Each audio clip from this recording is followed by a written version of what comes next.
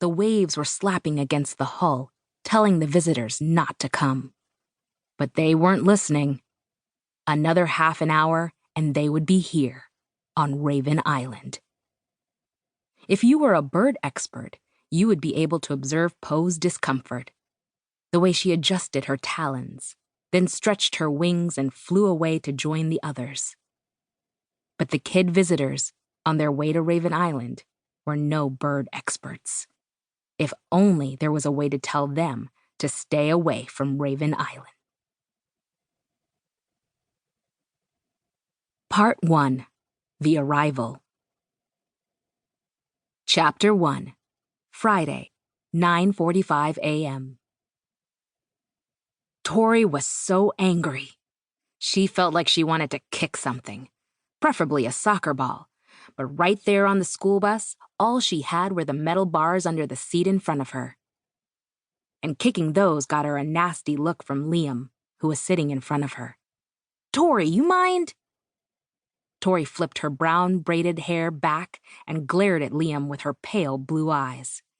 She knew she should have apologized, but she just couldn't get herself to do it. So Tori shrugged. She was tall and muscular, built to play soccer. She knew Liam would rather let it go than pick a fight. "Everyone!" Mr. Thompson raised his voice. Like all the 7th graders on the bus couldn't hear him. "Find your buddies!" Tori thought the whole buddy system on a school field trip was kind of ridiculous. All it did was make everyone feel like they had to prove that they had a friend. And if you got left behind, it looked like no one wanted to be your friend. Like Noah, the new kid. He sat up front next to Mr. Thompson.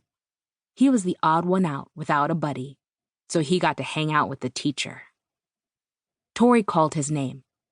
"Hey, Noah." But the bus was so rowdy he couldn't hear. Tori's friends, or was it former friends, were at a soccer tournament right now. Last month, she planned to be out there with them.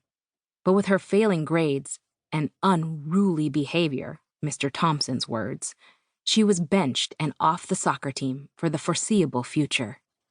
Tori felt like an outsider. So much for their team motto, "No one gets left behind." Tori could practically hear the calls on the soccer field and feel the ball smack against her palms as she defended the goal. No more of that. "Noah!" she called again. He was one of the few black kids in class, and he was always by himself. Tori wanted to turn her anger into something better and have him join her and her assigned buddy Marvin. But Noah had his earbuds in. Tori imagined her friends huddling before the game. In all fairness, her best friend and soccer teammate, Tanika, offered to tutor her to get her grades back up, but Tori refused. They barely hung out anymore, and Tori used to practically live at Tanika's house. It was Tori's choice.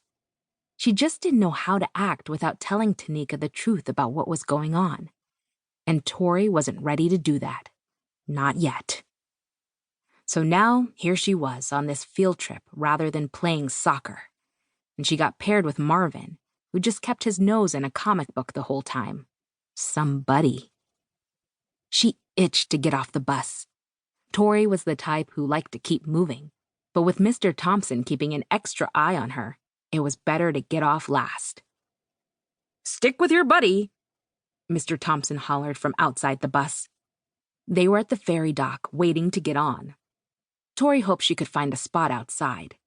This bus was making her feel dizzy. There was no air and nowhere to go. Finally, the last of the 7th graders and the parent chaperones made it off the bus. Tori pulled herself up, ready to go.